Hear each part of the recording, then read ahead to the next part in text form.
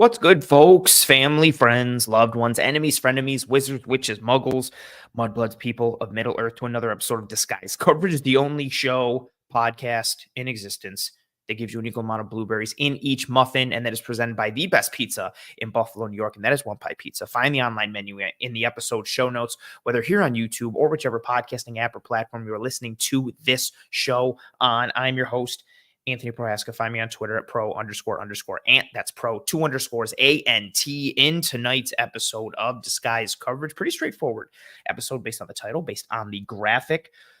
Taking a look at who on the current roster for the Buffalo Bills needs to step up in 2024, needs to take a jump in their game, raise their game in 2024. Who from this team, this current roster, who the Bills need more from in 2024. And, this episode came about with, diving really into the free agency pieces of this offseason, the draft pieces. We've really kind of put the roster under a microscope a bit the past several weeks here on Disguise Coverage, and we'll continue to do so throughout the offseason. And this idea kind of just came to me when looking at the roster and trying to figure out ways for this team to get better going forward. Trying to finally get out of the AFC, finally get to a Super Bowl, finally win a Super Bowl with this team and with this roster and this coaching staff. And just kind of doing these exercises and looking at ways for this team to get better, you kind of just organically see the roster and think like, oh, it'd be great if like Timmy over there played better this year. Or, you know what, man, imagine what the Bills could be if, Timmy did X this year or did Y this year. And so that's how this episode came together. And it really started out with one specific player in mind, and then kind of got the ball rolling. Well, two, I guess, really, but one that is flying a bit under the radar, which we're going to get into in this episode about. But that's really how the kind of the genesis and the origin story of how this episode came together. And I'm sure we'll continue to talk about pieces like this throughout the entirety of the offseason, because again, as we've talked about on this show, this offseason is a pivotal one for this Buffalo Bills team, with the Josh Allen money starting to kick in, the Stephon Diggs money really starting to kick in, the money you have committed to Von Miller and Tre'Davious White, and where you can kind of give yourself some wiggle room, where you don't have wiggle room, and then looking at what's available in free agency and the draft and putting it all together to significantly shape what this Buffalo Bills team will be really going forward for the next several years. I don't think this offseason is as much about 2024 as it is about 2024 and 2025 and 2026. If this offseason is done correctly, the Bills could really set the table or set themselves up well and set the table well for themselves going forward for the next several years. This is a very important offseason. And again, in that vein, continue to put this roster under the microscope. And that's where kind of the idea for this episode came together. And so without further ado, let's jump right into it for this episode. For those of you playing at home, joining me here live on this Tuesday, February 20th. Any thoughts, questions, comments, concerns, anything and everything you got, feel free to put it up into the chat. Who you think needs to step up for the Bills in 2024 and why, what you'll be looking for, what you want in free agency, what you want in the draft, anything and everything, Bills related, football related, wrestling related, whatever you got, throw it up into the chat if you're joining me live here on the show. I really like to keep this engagement focused here on the show, but especially in the off season where there is so many questions and there is so much dead time. It's nice to just really try to increase that interaction piece. And everybody are kind of jumping through a little bit here. What's up, Joe? Joe just finished his show on the Cover One channel at 7:30. It's called Under Review. You folks should check it out. Joe says, "What's up, show neighbor?" And then he says, "I agree. Timmy needs to stop slacking off and start studying that playbook." Timmy's been a real jerk. You just don't see the commitment, I think, on the field or off the field. And honestly, when you look at the tape and then you look at the metrics, you're just not seeing the production yet. Timmy has been a real disappointment. I'm pretty upset that they committed all that, guaranteed money to him and just have put themselves in a real rough spot. Question here from John Roberts saying, who do you think will back up James Cook? That's a really good question. I talked about it on the show last week and then on the film room last week as well. If you're looking at the Bills roster right now, the three running backs they have on the roster are James Cook, Nyheim Hines, and Darrington Evans. So there is a significant amount of snaps that are up for grab at that running back spot. James Cook in 2023 saw 55% of the snaps. We saw Latavius Murray get work. We saw Damian Harris get work before he got hurt. We saw Ty Johnson emerge as the season went on. Honestly, to kind of keep it simple, I do like the idea of Ty Johnson coming back. I think he was a really solid number 2, runs behind his pads, gets north and south, has enough burst and juice and speed, was able to do some stuff in the pass game. I'm cool with him coming back, especially at what you anticipate him costing. Like, I don't know, a couple mil, 2.5, maybe 1 year deal, maybe a 2 tops, but real low investment. I like the idea of Naheem Hines in a Joe Brady-led offense, given Joe Brady's propensity falling apart already. We're only 5 minutes in. I've stumbled over my first word. It's going to be a rough night.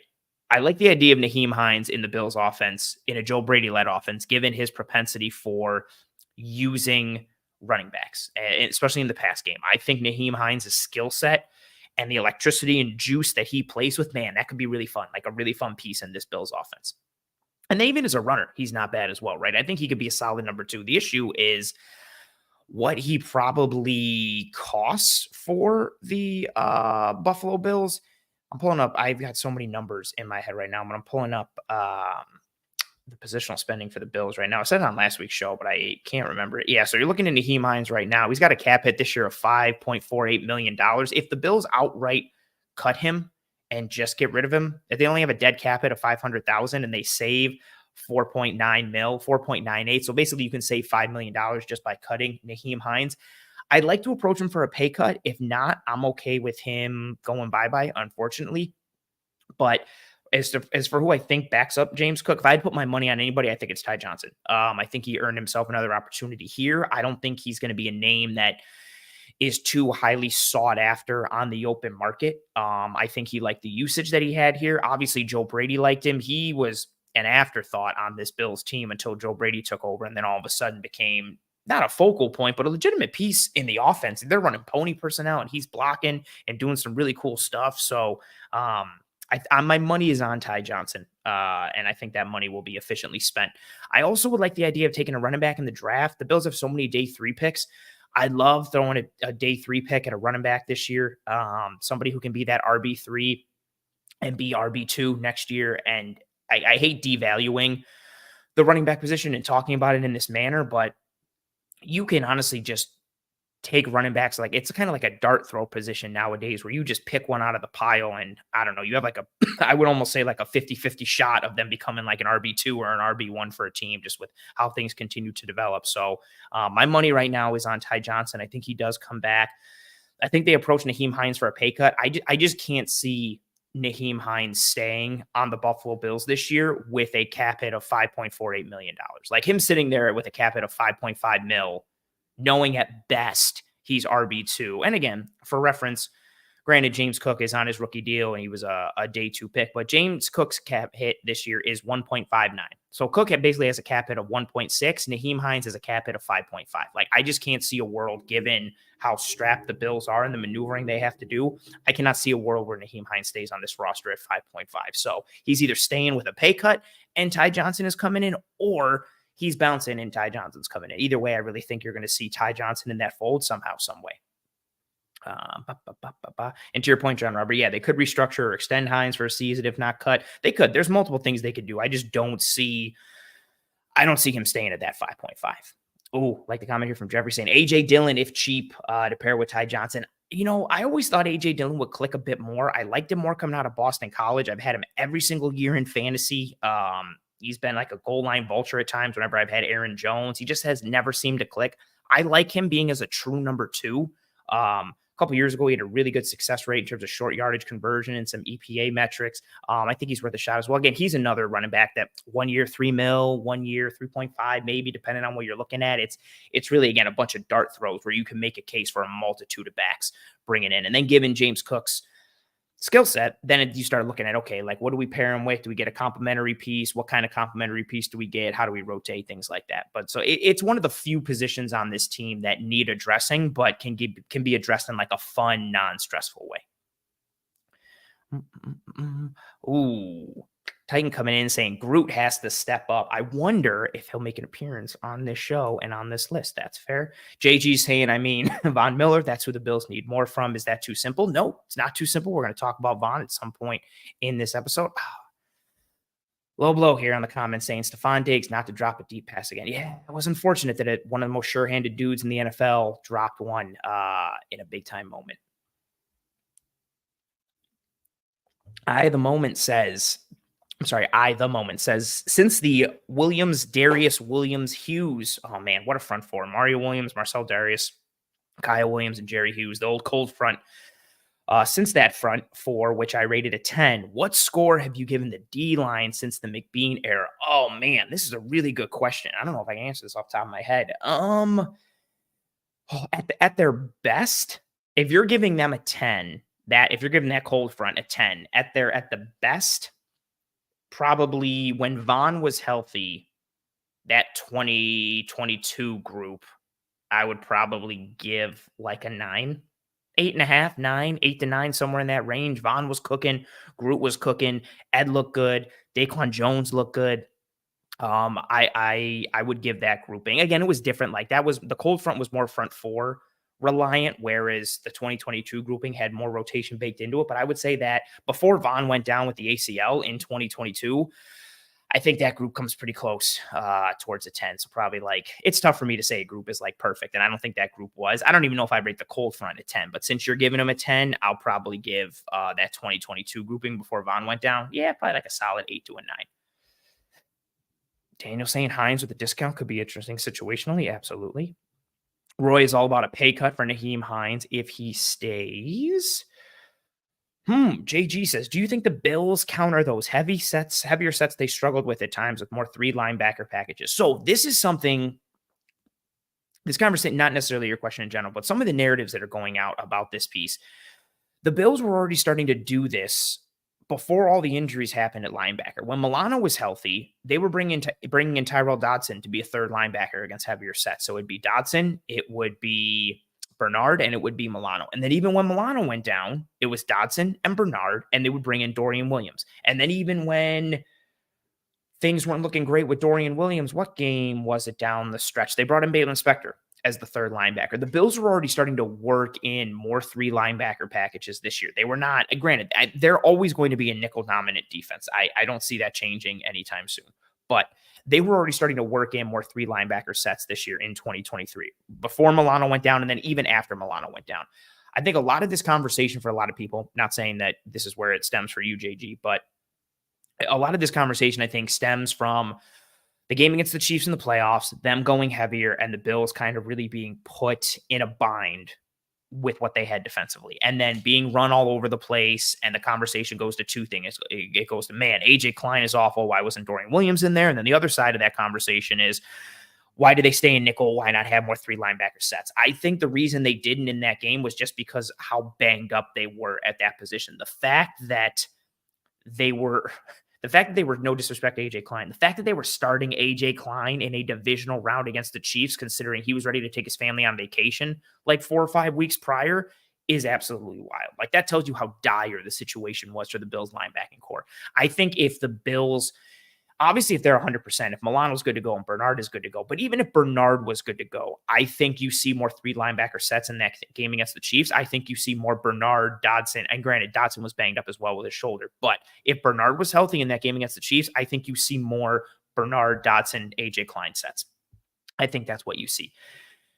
I can actually consider doing an episode on this, but I didn't think there was enough juice to it or enough meat to it to do an entire episode on it. But the Bills already started working in more 3 linebacker packages earlier in the season. It just happened to be that their linebacking core got decimated with injuries, and then in the biggest game of the year against the Chiefs, that decimated grouping was exploited by the Chiefs. And I really think if they were just a little bit healthier, I'm not even saying completely healthy, if they were just a little bit healthier at linebacker, I think you would have seen more 3 linebacker sets. I think it was just unfortunate timing given the matchup and given all the injuries that they had.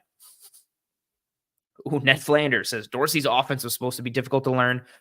Will Brady run a complicated offense? Can they simplify with the likelihood that we'll have a few new faces at the skills? Yeah, I think it'll be, I don't think any offense is simplistic, but I think you'll see less choice-based options in the Bills offense this year. I think you'll see some choice concepts, like Khalil Shakir does a great job running their choice concept out of a 2x2 look.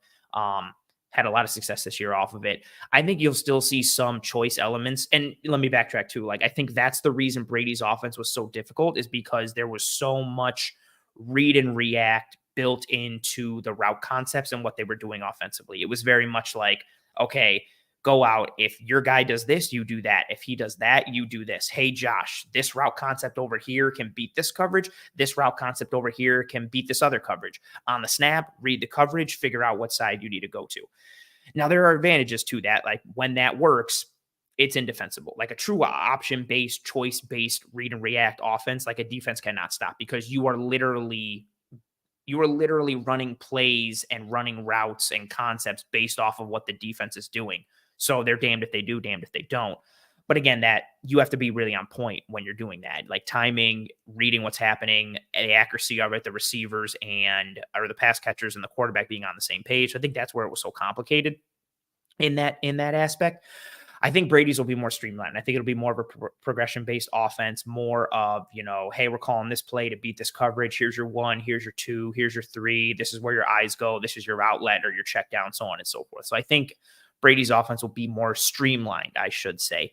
And yeah, I think they can simplify it with the likelihood they'll have a few new faces at the skill position. I think whoever they get at the skill position, given the fact that Stephon Diggs will be here and Dalton Kincaid will be here and Khalil Shakir will be here and James Cook and the pieces that are there, whoever is a new face that comes into this offense isn't suddenly going to be like, hey, we need you to produce immediately. Like whoever they bring in as a wide receiver this year, even if it's a high draft pick, that guy's not coming in. Even if they got Marvin Harrison Jr. isn't going to come in. They're going to be like, hey, man, we need you to put up 1,200 yards and 10 touchdowns like right away this year. Now, he might do that because he's so good, but I don't think that expectation or that plate load is going to be put upon anyone given the rest of the offensive components that the Bills had. So I do think it'll be more simplified, but I don't want to say simplified. I just want to say more streamlined than what Dorsey had. JG saying, yeah, personnel determines a lot of this on the defensive side. That's why I'm curious to see if they resign Terrell Dodson. I think Dodson had a better year than really anybody thought. I know he was like him going into the lineup. Everybody was kind of covering their eyes and batting down the hatches type of thing, but he had a good year, especially against the run. Titans saying that game against the Chiefs should be thrown in the trash. The linebackers were all hurt. It's not a good barometer. I completely agree. Jeffrey saying a 3-3-5 defense against the pass. Can they do it? If you're talking about personnel, sure. If you're talking about alignment, like a stack alignment where you've got like 3 down and it's like a 4-eye, a nose, and a 4-eye, and then 3 behind it. I hate that kind of defense. It's just so hard to make it work consistently. So I don't think that'll happen. But personnel-wise, sure, potentially. Joe saying, I think Groot's best play as a pass rusher is in front of him. It feels like he begins to put it together quite consistently before some injury kills his momentum. I hope he can stay healthy. I hope that too. Actually, we're going to have a conversation about that as we go forward. Titans saying Bernard, Milano, and Williams would be great. 2 cover linebackers and a tackling machine. That would be great. I still don't get where everybody's hype is coming. I don't want to get too sidetracked before getting into it, but like the love, and I'm not saying you're doing this, Titan, but the love for Dorian Williams, and I get it. He's fast and he's athletic and he's rangy and he plays through the tackle point at players, right? He looks good. He's jacked. He's cut up. I get it. He was just so lost mentally in 2023. And again, I think that was expected. Like he wasn't supposed to see any reps. He was super green. I talked about it on the show and on Twitter a million times with how simplistic the defense was that he came from at Tulane and how hard it was going to be for him to adjust. I think it'd be awesome if Dorian Williams is ready to be like linebacker 3 this year. I just still think it's a lot to ask of him, and I'm not ready to put him on the field until I see that he cannot be a liability mentally. It goes back to the conversation too with AJ Klein playing as much against the Chiefs and everybody talking about, oh, he was so slow and, he couldn't move out there, get Dorian out there. I think it was 6 of one, half a dozen of the other. Like AJ Klein did not have what it took athletically, but mentally he did. Dorian Williams had what it took athletically, but did not have what it took mentally. So it's kind of like, okay, do you want to get beat with foot speed or do you want to get beat mentally? Like either way, you're dying. Like, I don't know which is the better way to get beat. Spin echoing some thoughts. We put all our money on our defense, and our defense is what ends up letting us down in the playoffs. Time to invest in the offense. Yeah, but I think this season's a bit rough, right? With all the injuries, and they got hit, they got the plague on defense. I think this season is a bit unfair to judge them off of that. Again, injuries keep coming through. It's not like the guys they're bringing in are performing poorly. It's that, guys they're bringing in are getting hurt, or the core guys are getting hurt. So it's rough. I don't want to get too much into this. Justin Bills Legos says Davis was not good at choice routes. I kind of disagree with this. Actually, not kind of. I do. The big miscommunications that happened between Allen and Davis this year, the one against Philly, also the one where Davis is running wide open against the Chiefs, those are on Josh Allen, not Gabe Davis. Granted, I think you should be on the same page regardless. So, like, it is a bit on both. But if I had to put the blame on one more than the other, it's on Josh Allen. But yeah, fair. I had the moment saying, thanks for your answer. I just feel our ability to disrupt the passer is the key factor for improvement. I completely agree. Completely agree. Yeah, Dawson was okay, struggled in space. Absolutely. Oh, Patrick saying, put Bryce Huff opposite of Rousseau and watch them create chaos. Yeah, Bryce Huff has been doing some wild things. Justin saying, how do you know it's on Allen? Based off of their rules for their those miscommunication pieces aren't necessarily choice based as much as they are reading the defense and reading the leverage based. And there are certain rules that they have baked into those scenarios based off of what they saw. And Davis followed those rules and Allen kind of thought something else was going to happen. Again, it's not like Allen made this horrible choice of, oh my God, I can't believe he made that decision. Like, he just thought A was going to happen. Gabe was like, no, I'm going to stick to the rule and do this. The Philly one is the really good example, right? Like, they're slightly off. Allen saw where the space was, figured Gabe was going to go to the space. Gabe saw the leverage and just followed the rules and then just kind of went with what it was. That's why I think I put it more on Allen, because at the end of the day, follow the rule. But I also understand him kind of seeing it more in the moment and being like, oh, well, yeah, but like, let's read it out and adjust type of thing, which is also kind of goes back to my first point of the whole choice-based option in offense, where if it works, like, again, you can't defend it because no matter what the defender does, you're reading it in the moment, boom. But all it takes is the slightest disconnect between receiver and quarterback and routes and options that are wide open, going complete, and big things are missed. So that's kind of just where it comes down from. Oh, no worries, Justin saying, I'm not disputing, better than me. Just wondering. No, absolutely. I love the question. That's awesome. I also have, kind of some connections that confirm those pieces as well. But yeah, it just comes down to like the rule based versus kind of seeing it, letting it play out in real time, and then the disconnect between those two things. But it's understandable. All right. I echo this sentiment from Jamal saying, defensive tackle is my main concern. We need to help Ed Oliver on the D line and get other QBs uncomfortable in the pocket. Oh, I completely agree. I don't even want to talk about defensive line, especially defensive tackle anymore this offseason, because I've talked about it so much, and safety to a degree as well. And a majority of people just want wide receivers, and they keep yelling at me for wanting anything other than wide receivers. So, but I'm right there with you, Jamal. Defensive tackle is scary. Even if you have questions about Vaughn, at least at edge, it's Groot and Vaughn. On the interior, it's just Ed and Ilianku. And then depending on how you view Cameron Klein as a defensive tackle or an edge, even if you view him as defensive tackle, okay, cool. It's Ed Oliver, Ilianku, and Cameron Klein. Like, how good do you feel? And I say that as somebody who likes Ilianku. Yeah, it's rough on the interior. No, appreciate you, Justin. Thanks for asking the question and thanks for being here. I appreciate you. Good conversation. Well, I guess conversation with myself in response to your questions, but yeah, I appreciate you. Hell yeah. Titan saying, how much do you want Sweat in the draft? Tavondre Sweat, defensive tackle from Texas. I don't know, because I like what he represents. I'm always just wary of dudes at that size and how much of a 3-down piece they can be. Not that his pass rush is terrible. Like, he's got a quick arm over. Let's try to fix my camera here. He's got like a quick arm over that he uses and he flashes at times. Not to mention he can push the pocket and just kind of wear dudes down. He's not my preferred option, but I would take him given how, and this is going to sound disrespectful to him, and I don't mean it this way, but I would gladly take him given how desperate I am for reinforcements at the defensive tackle position. Justin saying, what do you think the odds are we re-sign Daquan? Ooh, I feel like 60% ballpark. He likes it here. He's a good fit. He likes Marcus West, who's the new defensive line coach. I don't think it's going to break the bank to keep him. The biggest deterrent, I think, to Daquan not signing is some other team just offering him a bunch more money. I truly think, again, I've said it before, I'll say it again. I really think Daquan was on an all-pro path at defensive tackle before he got hurt this year. What he was doing against the run and against the pass was absolutely tremendous on tape and from an advanced metric standpoint. But given the age, I don't think some team is, and also him having some injuries back to back years, I don't think some team out there is going to offer him a contract that's going to blow the Bills out of the water. So I think whatever he gets offered in free agency, the Bills will be able to compete with.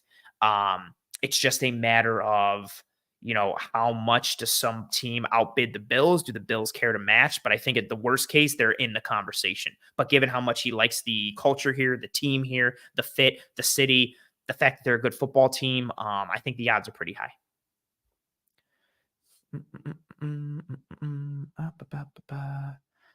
What else we got? A bunch of things coming in. Justin saying, for me, I just want to put resources into the offense. I get it. I understand. It's a fair point, too, especially with how much they've done for defense, and they still can't get over the hump. Like, I understand the notion.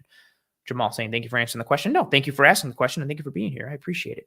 Man, sometimes I always think like I should just do an episode purely like questions and answers live in the chat, and then I wouldn't have to prepare any notes. It'd be easy. I could just hit go live and just answer questions, but I'm always afraid of what the live viewership will be, especially in the dead time in the off season. But this is going really well. JG mentions some people who need to step up, but that conversation is going to come in a little bit. Justin saying about Daquan, yes, he was doing really well beginning of the season. Do you think he is the first free agent we prioritize? Absolutely. I think he's from free agents that are like from the Bills. Yeah, I think he's priority number one. Ahead of Floyd, ahead of Epinesa. Gabe Davis, I think, is gone. His stuff on social media today all but confirmed it. Yeah, I think Daquan is priority number one. Absolutely. That's right. John Roberts saying Daquan also likes Bobby Babich, new DC for the Bills. Spin saying, question, was there a difference in Daquan Jones's play before and after the injury? And if so, by how much? Yeah, it's hard to quantify it. I just know as soon as I see a dude come back from injury and they're wearing some sort of supportive piece to that injured area, I just assume they're not completely 100%. And if you're not 100%, there's going to be a dip in your play. I don't think he did against the Chiefs, but I know the first couple games back, yeah, he was wearing, you could see like that kind of the sleeve coming out a little bit. I think he was wearing some kind of wrap or protective piece to kind of keep his shoulder from extending too much and putting too much strain on his pec. I don't know how to quantify it, but you could tell that he just that he wasn't 100% and he didn't have that burst and that, muscle twitch and necessarily the strength in that piece as well. What else? I like this. Roy says, will Cody finish the story? Absolutely. He has to finish the story. I would have bet money that he would have beat Roman Reigns last year. He didn't. Fine. They're pushing it to this year. He has to. Like, especially after all the stuff that was rumored of, the Rock. It was supposed to be Rock and Roman, and it came out of nowhere, but then they adjusted it because of all the fan backlash. Like, he has to. Unless they really want to build Roman as the greatest champion of all time, which I don't think they necessarily have the incentive to anymore. Cody has to finish the story, right? He, in today's wrestling landscape, the fact that a true like white meat baby face is that over in wrestling, he has to absolutely. But again, I thought he would beat Roman last year and he didn't. So I don't know. It's wild. It's wild. Oh, Justin, you're not a fan of the Roman and Rock match? Yeah, it would have been great. I just don't think the Rock can go for that long in a main event. He gets tired cutting a promo. You can tell how winded he is. He's all sweaty and hot. Wild. All right. Let us move on. This is a really fun opportunity. Oh, before we move on, bring up some love for the sponsor. Again, this show is sponsored by One Pie Pizza, the best pizza in Buffalo, New York. If you live in the Buffalo area or if you ever travel to the Buffalo area, go get some One Pie Pizza. The online menu, address, phone number, all that kind of stuff, website can be found in the episode show notes here on YouTube or whichever podcasting app or platform you are listening to this show on. Delicious sweet sauce pie, cup and char pepperoni, a great cheese to sauce ratio, homemade blue cheese. They're extremely active in the community and giving back. And very generous. They're really good people making really good food. Go get yourself some One Pie Pizza. Also, as we start to transition into the meat of the episode here, if you have not already, please, please, please, and thank you, drop a like on this video. It goes a sincerely long way towards helping myself and the entire team to track and trend in front of more eyes and ears. Now, for the audio only people, I'm going to take a drink, and then we're going to get a pop. Okay, there was my drink. Man, that's probably the hardest thing in just doing pure solo episodes is trying to put in the water breaks, especially like a night like this where I'm extremely thirsty. Man, absolutely wild. All right. I'm going to throw up the banner here for who needs to step up for the Bills in 2024. I've seen several answers come through already, and some of them are on my list in this episode. But I'm going to start with one that, like I mentioned, I don't think is, oh, real quick, let me grab this from Lawrence. Charles says, Lawrence guy, I don't think he's a scheme fit for the Bills. I think he's more of an odd front type of dude, like a 4-4, like a defensive end in a 3-4, rather than a defensive end or a defensive tackle in a 4-3 like the Bills run. Okay. So this first person that I have of who needs to step up. Oh, somebody, Justin says McDermott, is one that I don't think is being talked about enough. And some of it is injury based with how it goes through. But this name, especially with the conversation surrounding the offense and talking about wide receivers and weapons and supporting Allen, I'm surprised this person hasn't come under more fire. There's been a little smoke for this person, but I thought there'd be more fire around this. And Troy absolutely nailed it. It is Dawson Knox. Yes, everybody know Johnny saying Knox, Justin saying Knox, Charles saying Knox. Absolutely, Mr. Dawson Knox. The current contract that he's on, I think, really is what, even if he wasn't on this contract, his production has not been up to snuff. And we're going to get into the production, we're going to get into the usage, we're going to have that whole conversation around Dawson Knox.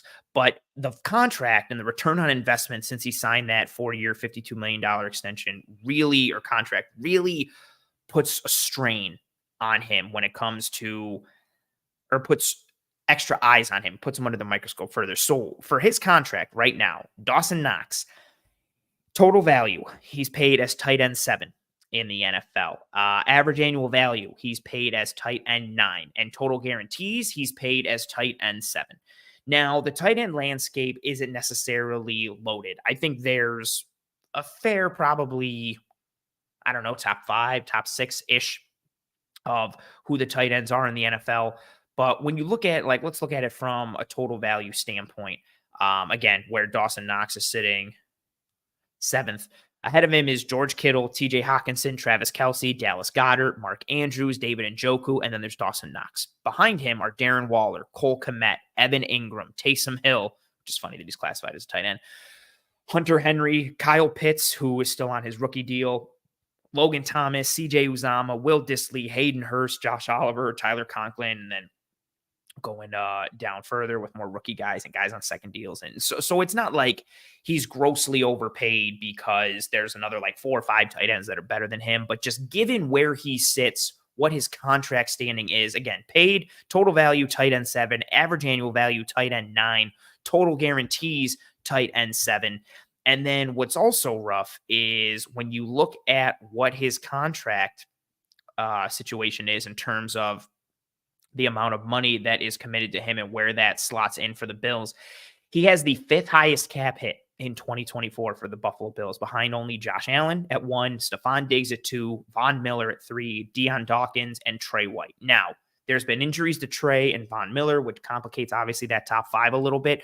But what you've had from a production standpoint, and again, production is not everything, which we were going to talk about, or production, I should say, is not necessarily indicative of execution and ability. I want to put that out there. I'm going to say that a bunch here. But when you look at the production that he's had, the fact that he's sitting there with the, 6th highest cap hit behind Allen, Diggs, Von, Dawkins, and Trey White, because those are 5. He would make 6. The fact that he's sitting there in that conversation with the 6th highest cap hit on this team, given what he's done, is a little wild. So let's go through some of the numbers. His 2023 stats, including the playoffs. And now, again, this was a year where he spent some time on the IR. He played in 14 of 19 games. He had wrist surgery after the Week 7 loss to the New England Patriots. He banged up his wrist. I don't know if they ever confirmed what exactly the injury was, but he had wrist surgery, played a little banged up before that. It seems like year after year, he's always kind of banged up, which is unfortunate. And I see some of you folks putting that in the conversation, like the injury piece, like, yeah, it's unfortunate. Like, and I don't like judging a guy who's been playing banged up or who's been too injured to kind of produce at the level he can. But the whole point is he just hasn't played up to snuff as a starting tight end, especially what he's paid given the tight end landscape. And then even more so considering where his contract ranks for the Bills. So 2023, his stats, including the playoffs, 24 catches on 38 targets. Both of those are the lowest of his career. 199 receiving yards, also the lowest of his career. 3 touchdowns, the second lowest of his career.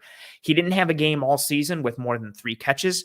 His highest receiving yards in any individual game was 36. Again, he spent time on injured reserve after having wrist surgery following week 7. But before the injury, again, when he played in 7 games, 27 targets, 14 catches, 102 yards, 1 touchdown in those 7 games before the injury. Drops also became an issue for him again in 2023 after lowering his drop percentage every year since his rookie season. His drop percentage rose from 8.2% in 2022 to 14.3% in 2023. It just seems like from a drop perspective, I know he's gotten better, but whether it's in quantity or just high leverage situations, it just seems like you can never fully rely on him to make a grab. One minute he's making some spectacular catch. The next minute he's dropping one that's thrown right into his numbers, or one that's a little off frame that he should come down with. He doesn't just quite bail out Allen, but sometimes he does. He's just kind of this roller coastery wild card when it comes to reliability from a hands perspective. Now, if we look at his contract, and this is a huge piece that I wanted to get into as well, because there's been some inaccuracies about his contract spread on Twitter, which, I mean, surprise, it's Twitter. But I want to show my screen here. Let's pull this out here. Share the screen, share the screen, share the screen. Okay, there we go. Boom. So we're looking at Dawson Knox's contract right now. What we have for our friends here on Disguise Coverage is the breakdown shown as 2022, 23, 24, 25, 26. Now, if you literally look at this line here, the emboldened line here, that's 2024. Look at his dead cap hit. He's not going anywhere. So you can save $10.4 million with a post June 1st trade, but you're still incurring a significant amount of dead cap. And then look at everyone else. If you release him after June 1st, look at the dead cap, that 20.2 mil. The trading him before June 1st, look at the dead cap versus the savings. Releasing him, look at the literally like in the negative. Like, it's just not an option that he's going to go anywhere this year. So, and nor do I think he should. Also, he doesn't have any like value. Like, what are you trading him for? Like, after the year he just finished with, like, you're not getting anything. Now, potentially releasing him in 2025 becomes more palatable. He has a dead cap hit of 7.8 mil in 2025. And again, if you release him or trade him pre-June 1st, all that dead cap hits that 2025 season. If you release or trade him after June 1st, you see how you can split that dead cap up in terms of, spreading it out over the 2 years. So instead of 7.8 in 1 year, it's 3.9 and 3.9 spread over 2. But again, still not ideal. You're saving 11.5 to incur a dead cap of 7.8.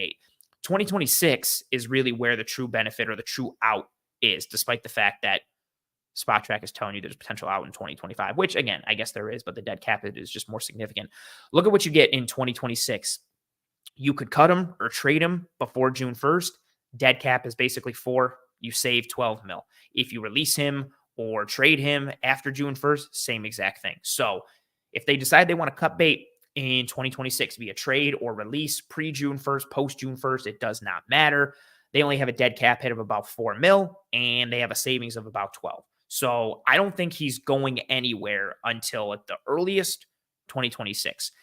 But again, there is a chance that he's out in 2025, given what the dead cap hit looks like and given what the savings look like in that regard and in that manner. Now, I say that to say this piece. As of right now, I legitimately think you could make the case that this could be Dawson Knox's final year as a Buffalo Bill or his second last year as a Buffalo Bill. Dalton Kincaid came in as a rookie in 2023 and translated almost seamlessly into the Buffalo Bills offense. He was also playing banged up throughout the year as well. Not to kind of make it seem worse for Knox, but whatever. And the way Kincaid operates, his skill set, his fit, I think it's, I don't want to say pretty easy, but I think it's a pretty concrete statement to make to say that he's already a better pass catcher than Dawson Knox is. Dawson Knox still remains the better blocker. And there is value to his game when you pair his blocking ability with his athleticism, with what he's capable of as a pass catcher. But again, with what he's paid to be on this team, he has the 6th highest cap hit behind Josh Allen, Stephon Diggs, Von Miller, Deion Dawkins, and Tre'Davious White. His return on investment for that 4-year, $52 million contract is not looking good coming out of 2023. Now, we scale it back, right? Let's go to 2022 and 2021. Those seasons were not awful for him. He had over 600 receiving yards each season, 7 touchdowns in 2022, 11 in 2021. His highest career receptions in a season came in both those seasons, same amount, 56 catches in 2022, 56 catches in 2021. But again, is that really like, okay, 600 yards and 56 catches? Is that worth the contract that he has, given what you have with that's his ceiling right now? Like, that's what he's achieved. Is that worth his contract, given Dalton Kincaid, given Khalil Shakir, James Cook, Stephon Diggs, whatever wide receiver 2 they bring in the draft or free agency, anything and everything? It feels like a lot of the conversation with Knox every offseason, it feels like we're still waiting for him to reach his potential. It feels like we're still talking about him in terms of trajectory instead of terms of him being a known quantity, which is fair to a degree, given how raw he was coming out of Ole Miss and him having to learn how to play tight end on the fly in the NFL.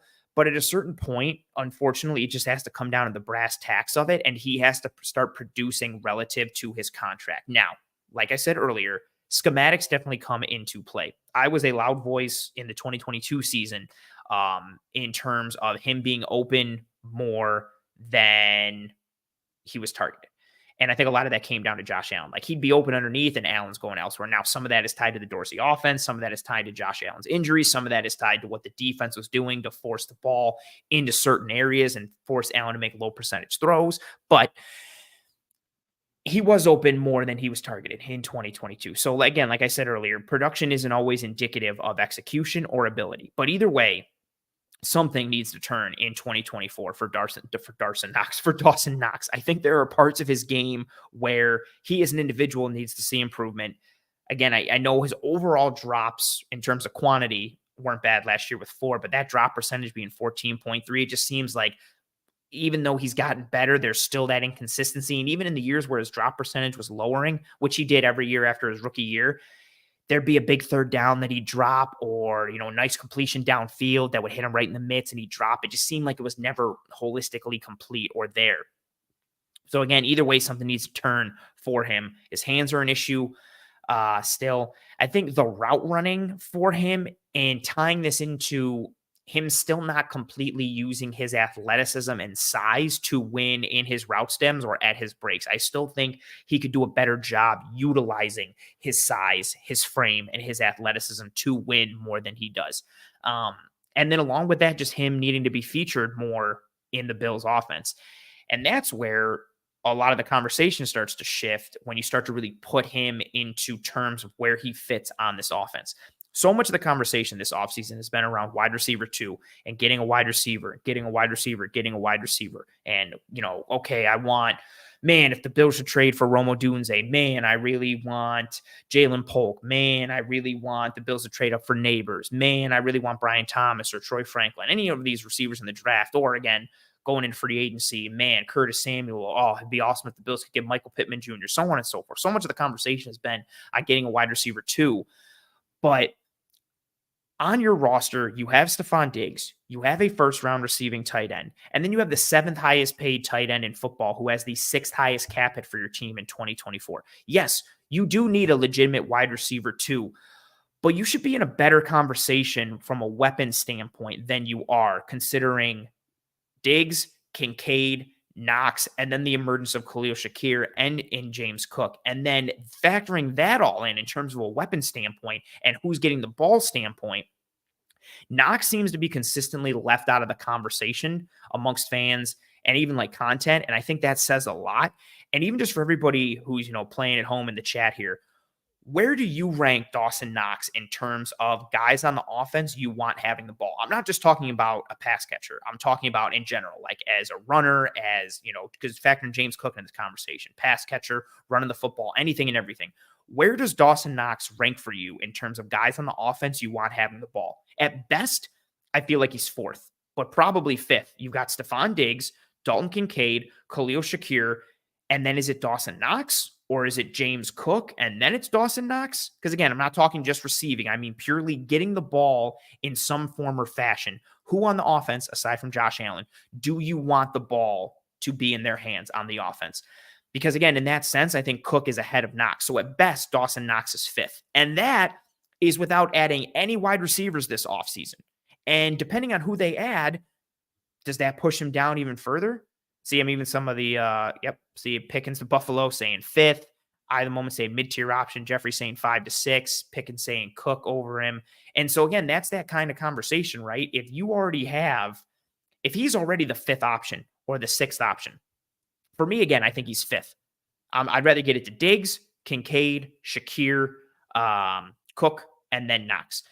Say they do get another receiver. Say they get, I'm just throwing out names in the draft. Say they take Troy Franklin or Xavier Worthy or Brian Thomas. Does that push him down to 6th? Do they get another really fun receiver in the 3rd round or the 4th round? And does that push him down to 7th? Like, the value just has not been there for Dawson Knox. And to Ralph's comment here, Knox has been a useful guy in the red zone. He did have those 11 touchdowns in 2022, granted a bunch of them. He had some explosive plays generated in that as well. But it's so rough for a guy who's got like kind of more of a niche value and then thinking where he functions and funnels into this offense in the larger conversation. And I think he needs to step up in 2024 just because I think his usage is potentially fading in terms of him being something more than just like right now, again, Dalton Kincaid, and this isn't necessarily a knock against Knox because Kincaid is very good and fits very well in this offense, but already just seeing how 2023 went, you have a tight end who's paid to be a top 10 tight end and isn't even the best tight end on his football team right now. So, especially from a pass catching standpoint. So, are you paying Dawson Knox, your 6th highest cap hit in 2024 to be a good blocking tight end? Like, that's essentially what you're paying him. You're paying him. In 2024, what you legitimately could have is Dawson Knox having the 6th highest cap hit on your team and being paid. It's wild. You'd be paying him. Sorry, I'm looking up more stats as I'm saying this here. You essentially would be paying Dawson Knox to be your 6th highest paid player on your football team in 2024. And just looking at, I wanted to break it down from a cap percentage standpoint. So Josh Allen is 19.4% of the cap. Stephon Diggs is 11.5. Von Miller is 9.8. Deion Dawkins is 6.85. Trey White is 6.78. Dawson Knox is 5.9% of the cap. Dawson Knox in 2024, from a cap percentage standpoint, is above Matt Milano, Taron Johnson, Mitch Morse, Ed Oliver, Rasul Douglas, Connor McGovern, Jordan Poyer. And I think you could make a case all of those guys have played better and meant more to the Buffalo Bills, especially in 2023, than Dawson Knox. And that is where this conversation comes in, right? You essentially are paying Dawson Knox in 2024 to be your 6th highest paid player from a cap hit and cap percentage standpoint. He's the 6th highest cap hit from a percentage standpoint on your team in 2024. He's not even the best option at his position. And depending on what happens with who you add at the skill position spot, at wide receiver, weapon, tight, however you want to like kind of verbalize it, he's probably coming into the season as the 6th best option that you want. Already right now, again, for me, he's 5th. Stephon Diggs, Dalton Kincaid, Khalil Shakir, James Cook, then Dawson Knox. All 4 of those guys ahead of him, I would rather have with the ball in their hands. I would rather have all 4 of those guys have the ball in their hands ahead of Dawson Knox. And depending on what they do in round 1 or round 2 or round 3 from a receiver standpoint in the draft, or depending on whatever they do in free agency, again, he might be knocked down to 6th. And then you're sitting here paying, the 7th highest paid tight end in the NFL, who's really your tight end 2, whose best thing is his blocking. Again, look at like his numbers just from a raw stats standpoint. 24 catches, 199 yards, 3 touchdowns. And again, he was banged up like throughout the year, even before he was hurt, and then he came back, so on and so forth. And you can factor in when he was out, the offense started to click a little bit more, and Kincaid's usage and all these pieces, yada, yada. However you want to frame it, even if you want to give him the benefit of the doubt, if you want to play devil's advocate, if you want to blame the schematics, if you want to blame Dorsey, you want to blame Allen, you want to blame Brady, that's fine. At the end of the day, the juice has not been worth the squeeze for the contract that Dawson Knox has signed. And that's the whole point of leading off with him for me. I think a lot of people have glossed over that fact. Some of the conversation has been focused on him just being like, oh, okay, like his cap hit isn't great. Like, can they cut him? What can they do? Yada, yada. just putting it into perspective and seeing him with the 6th highest cap percentage hit for the Bills in 2024 and knowing that at best he's the 5th guy on the offense that you want to have the ball, that's rough, man. Like that is not ideal. He needs to have a step up season in 2024. And honestly, why I went to that point earlier of saying, I think 2024 or 2025 could be his last season with the team is because I don't know if he's going to step up in 2024. Even if he gets better, right? If you just look at the trajectory and continue to look at that piece, Dalton Kincaid's probably going to get better. Like Knox isn't surpassing Diggs. He's not surpassing Dalton Kincaid.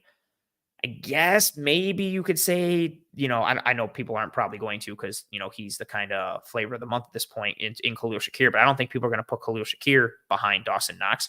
James Cook just had a Pro Bowl season. I know the Pro Bowl is useless, but just what he did from a usage standpoint, and his numbers would have looked even better if he didn't have some of those drops. Like, I just don't think Dawson Knox does step up from a production standpoint in 2024. I think he could get better this offseason. The work that he puts in, he could get better as a route runner and understanding how to use his size and frame and athleticism and truly be a mismatched piece for this offense. I don't know if the production is going to come, given how much I think the Bills are going to run the ball and how much James Cook is going to matter, given that Stephon Diggs is the alpha, given that Dalton Kincaid is going to also get better this offseason and will still be a better pass catcher than Dawson Knox. And then Shakir probably gets better as well. And then again, depending on who you draft in the draft, like it just does. I just don't see I don't see Dawson Knox fulfilling his contract, the life cycle of that contract. Again, his last year is 2026. If he's on this team past 2025, I would be surprised.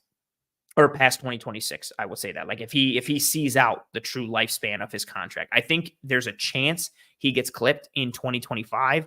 But from the dead cap hit perspective, and just from, I don't know, he still has that athleticism and he is a good enough blocker. Okay, cool. Leave him on the team and see what you do.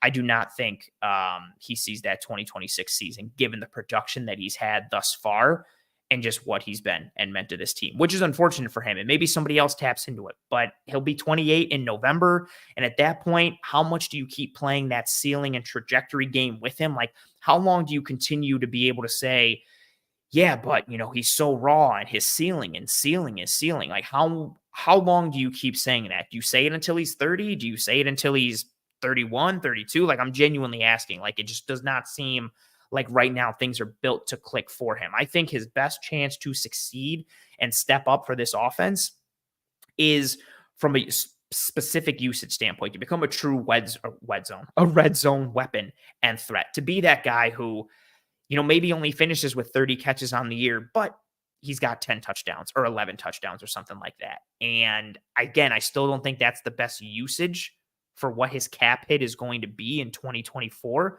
But I mean, that's the bed you kind of made from a financial perspective and a commitment perspective, and you kind of got to lay in that bed at that point. But yeah, it's a conversation piece that I think needs to happen more. And I do feel bad because, again, I don't want to sit out here and just rake some guy over the coals and say that they've been a bad value and bad contract, but you just have not seen the value from that contract. It was one that I questioned. And again, somebody said in the chat earlier, signing him to that extension when they did, you were banking on the upward trajectory. You were banking on him continuing to progress. And then, okay, man, like next year will be 65 catches and 750 yards. The year after might be 70, 75 catches and 800, 900 yards, something like that. And again, it's also tough in an offense where Stephon Diggs is going to dominate the lion's share of targets. So it's going to be tough for anyone else to really produce. But we've seen other guys present value. We've seen Gabe Davis do it. We've seen Cole Beasley do it. We've seen Dalton Kincaid do it already as a rookie. And just by comparison, when you juxtapose Knox with those players, it's rough for him. And again, looking at what his cap hit and what his financial commitment is from a contract standpoint in the tight end landscape, but especially with this Bills team, it's rough. And so he's my first one who needs to step up for the Bills in 2024, especially with how much of this conversation is getting more help for Josh Allen and getting more help for Josh Allen and getting more help for Josh Allen. Cool. Like you paid Dawson Knox to give help to Josh Allen. And I don't think he's been that. Again, just to drive in some of the points from earlier, It's 2023, again, where he was injured, but it seems like he's always picking up knocks, no pun intended, and injuries throughout the year. And I think that's part of the reliability piece as well. Like, he's just not able to put it together for whatever reason. But again, in 2023, 24 catches, 199 yards, 3 touchdowns, didn't have a game all season where he had more than 3 catches, and his highest receiving yards in a single game was 36. So his best chance for a stat line in any game this year was 3 catches for 36 yards. That's rough for like someone that is going to have the 6th highest cap hit from a percentage standpoint for your team in 2024. And again, he was banged up a little bit. Maybe he's healthier this year. Maybe Joe Brady changes some things. Maybe you will see some sort of uptick. But I think he's getting lost in the conversation in terms of, man, they have to help Josh Allen, help Josh Allen, help Josh Allen. And it's like, I think they paid Knox to be one of those people to help Josh Allen. And I don't think he's been the person that they envisioned when they paid. Or maybe they did. Maybe they thought, cool, if he stayed where he is, they're fine with that. I don't think that's what it is. And I don't see him seeing out the full life cycle of his contract. Maybe, again, he gets bounced in 2025. I think he probably stays this year and next year. And then I think 2026, they say deuces and cut their losses, given the dead cap hit only being 3.9 million and the savings being about 12. So rough spots for Dawson Knox. And again, to kind of wrap it all together, what's going to work against him is where he sits in the pecking order.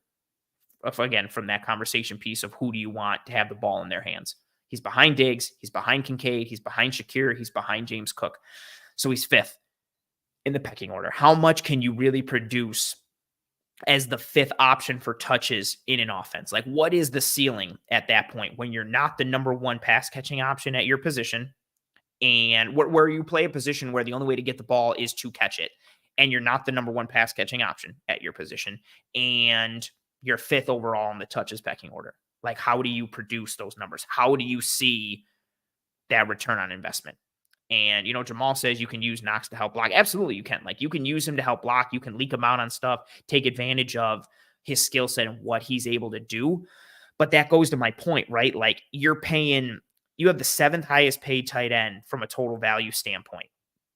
And your best thing is like, okay, cool, you can use him to block. Like, you could find so many other better blocking tight ends than Dawson Knox and still give him like 25 targets and have him put up like 150 yards. Like, you can get similar production to Dawson Knox's 2023 for a significantly less dollar amount than what they're getting. And having to hang your hat on like, well, yeah, they can use him to help block. That's rough considering what they're paying him for and how much they're paying him. And I think that's a great way to kind of like end the segment. Like, the silver lining or the hope is like, well, you can use him to help block. And it's like, oh, that's what we're hanging our hat on for like tight end 7 in terms of pay. Oof. Rough. Second on this list, I'm not going to get into it too much because I've talked about him before. Von Miller. But you said it in the chat earlier when we started. I think he's the low-hanging fruit. I didn't even really want to mention him because he's a given, I feel like, at this point for what he's done. I'm going to take a drink real quick. But just to put into perspective, out of 118 edges in 2023, qualifying edges, he was 103rd in pass rush productivity, which is very, very, very, very bad. From a raw stats perspective, he finished the year with 17 pressures, no sacks, only 2 stops. It was his lowest pressure output ever. Actually, his second lowest pressure output was in 2013 with Denver. He only played 540 snaps, got banged up, but even then he still had 41 pressures and had obviously more sacks than the 0 that he had this year. I don't want to dive into him too much because we've talked about him so much and he is low-hanging fruit, but he needs to have a bounce-back season. And it's funny, I have him second. I also think he has a higher chance of bouncing back and stepping up in 2024 than Dawson Knox does, as crazy as that may sound to some people. I think we saw flashes from Von down the stretch in 2023, and I think with a full offseason of just regularity and him being able to sit and do a regular workout routine, regular training sessions, not have to worry about rehab, not have to worry about his knee getting better, not having the mental strain and mental workload of, oh, is my knee okay? Is my knee okay? Can I cut like this? Can I plant like this? I do think he will be better. I'm just setting the bar as like edge 3 for him this year. I don't want to, come out and say, oh, I think he's going to be an edge 1 or an edge 2. I think he'll start along Greg Rousseau and everything will be sweet and ship shape on the edges. I think he'll be edge 3. I think his floor is a solid high-end rotational piece, which again is not what you envisioned for him when you signed him to that contract. What you envisioned was what he was in 2022 before he got hurt, which was fantastic. He was tied for 13th in pass rush productivity that year. He made everybody on the defensive line better. He looked very much like the Von Miller he was paid to be.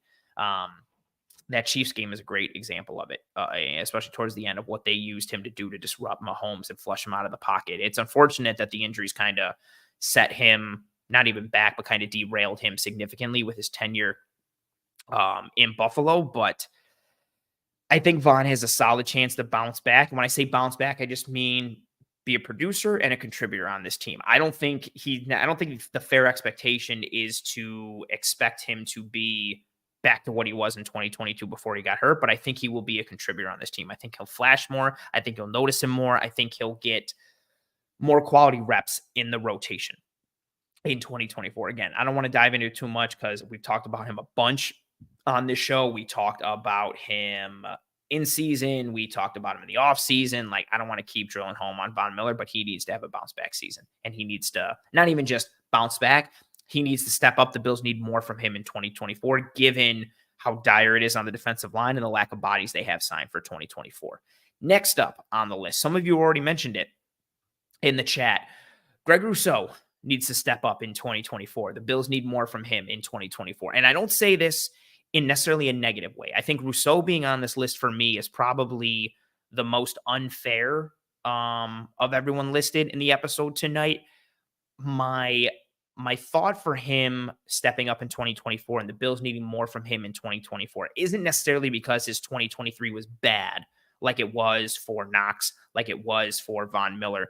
It's just that he needs to continue to ascend. He needs to continue on that upward trajectory. He needs to continue to take another jump because of all the inconsistencies the Bills have on the defensive line and what they have from an inconsistency standpoint at edge. So in 2023, amongst 118 edges with 20% of snaps, Greg Rousseau was 24th in pass rush productivity. Again, to juxtapose that with Von Miller was 103rd.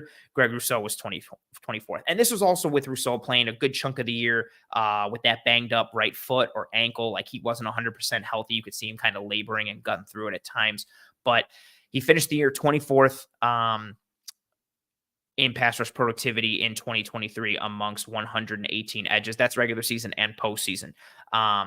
He, in that same category, he was tied for 15th in 2022, tied for 46th in 2021. So he improved each year. He went from 46th to 15th, down from 15th to 24th this year, but still good, still in that top 25. And again, considering he was playing banged up, not bad.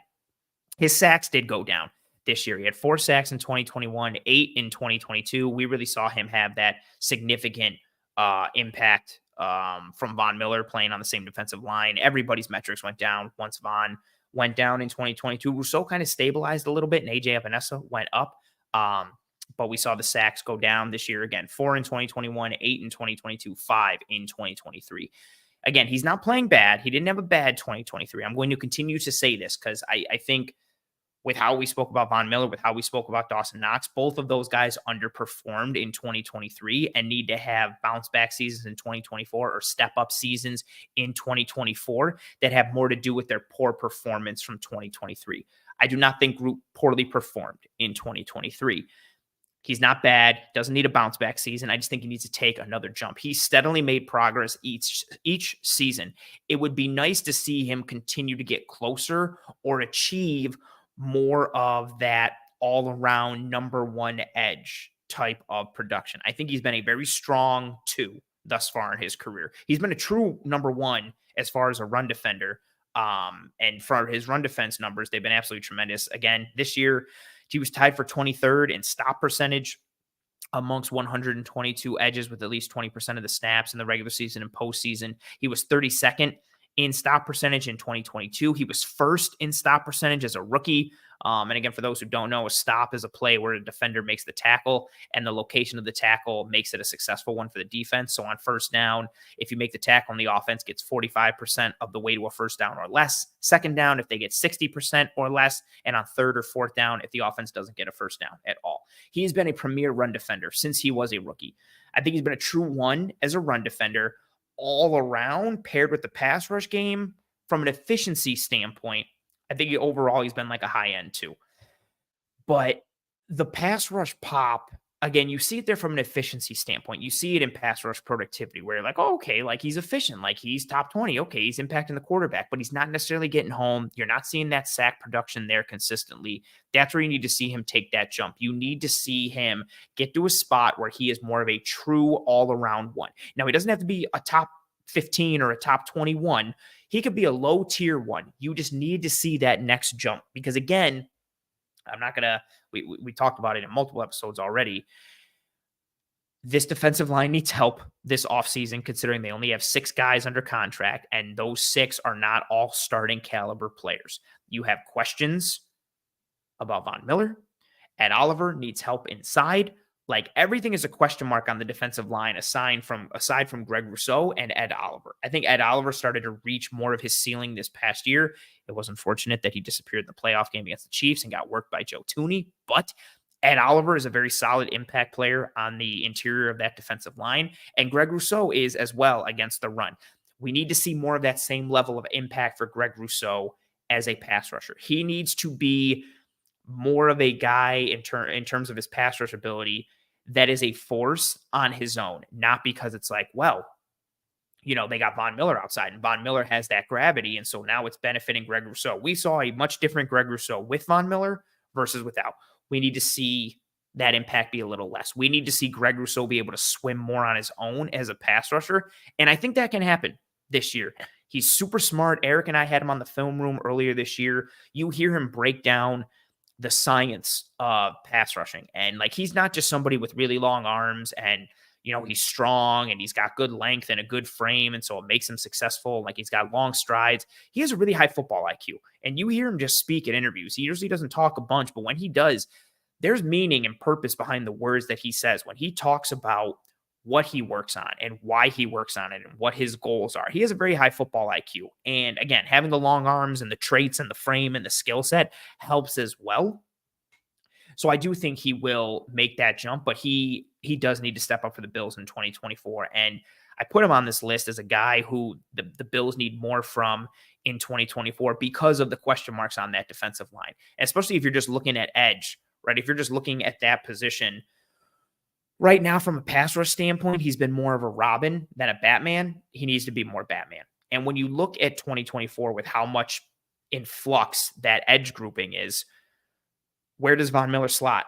Does he go back to being a 1? Is he a 2? Is he a 3? Do you bring in another proven pass rusher to be a 1 or a 2 like they did last year with Leonard Floyd? Do they look towards the draft and bring in a rookie and they rely on a rookie to provide meaningful snaps as a 1 or a 2 or a 3? And even then, okay, now you're relying on a returning Von Miller and a rookie. Like the only known quantity you have there, and no matter how you slice it, is Greg Rousseau. Unless they go out and I'm not saying this is going to happen, unless they go out and bring in defensive end Josh Allen or Brian Burns or someone like Jonathan Grenard, unless they go out and sign one of these bona fide edge rushers on the open market, Greg Rousseau is going to be your edge 1 this year. Even if they draft an edge in the first round, that edge isn't going to be edge 1. It's going to be Greg Rousseau. And he's a true edge 1 from a run defense standpoint. Now he needs to be a true edge 1 from a pass rushing standpoint. He's got the advanced metrics. He's got the efficiency metrics on his side. And the tape is strong for him, especially when he's healthy. 1, he's got to stay healthy. 2, he's got to get home more and impact the quarterback. You got to see more in the sack department. It can't just be the pressures and the hits and the hurries and everything added together, you know, relative to how many times he rushes the passer and like, oh, look at his pass rush productivity score. It's nice. That's good. I'm a big fan of it. You need to see him get home more. He needs to have a double-digit sack season. He needs to have a 9.5, 10, 10.5, 11 sack season in addition to being that edge defender. against the run. He needs to be a more complete overall one. Right now, I think he's been a 1 against the run and a 2 against the pass. He needs to be a 1 in both for this team. They need it drastically on the defensive line, and especially that edge position, given the questions for Von Miller and how they're going to bring guys in. Man, they need a good piece for him. Let's pause there, see what questions we got here. John saying, do you think the Bills are trying to re-sign AJ Epinesa?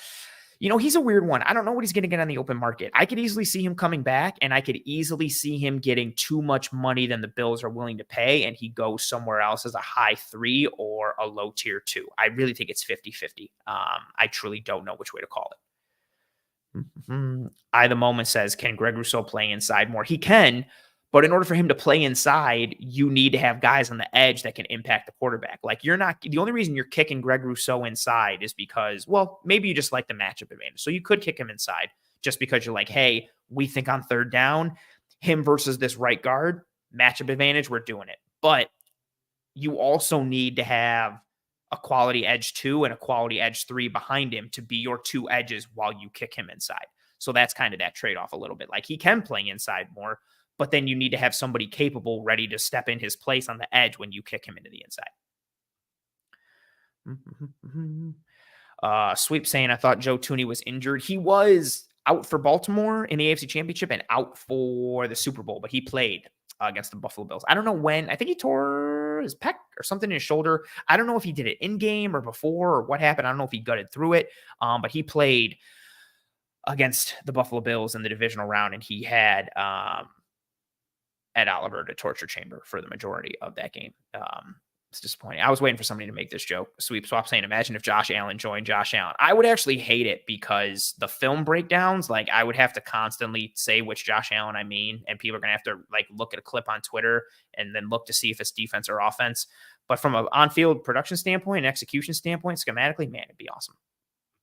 Joe saying, Groot is only 23, too. Plenty of time for him to develop that. He was a big project considering his lack of experience when he was in the draft. Absolutely. And that's why I say, like, he needs to step up in 2024, and the Bills need more from him in 2024, not because he's had a bad 2023 or he had a down year. He just needs to keep on that trajectory. He needs to take another jump. I think every year in the NFL, Greg Rousseau has gotten better. Some years more than others. Obviously, the injuries like kind of play into that as well. But I think every year he's either gotten marginally or incrementally or significantly better in the NFL. I think you need a more significant jump. Again, the easiest way I can put it, he needs to be against the pass. He needs to be less Robin and more Batman. That's what you need from Greg Rousseau. He's Batman against the run. You need him to be Batman against the pass as well. That's what you need out of Greg Rousseau in 2024. And given the jumps that we've seen each year and the trajectory that he's on, I think that's a fair expectation to put upon him, and it's one that they need. And I listed him on this list again, not because he had a bad 2023, but because of the trajectory that he's on, the premium position that he plays, and what the rest of that defensive line looks like from a roster standpoint in this offseason and going into the season, which is very, very, very scary.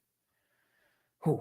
Next up on this list, this one is, that's funny. Walter says, think of the positives, and if we sign Allen, we can claim after good games that Josh Allen was the best player on both sides of the ball. I mean, the jokes write themselves. I like where your head's at, Walter. Taking a drink. Man, I'm so thirsty. It's ridiculous. All right, this next one isn't player specific. This next one is just position specific.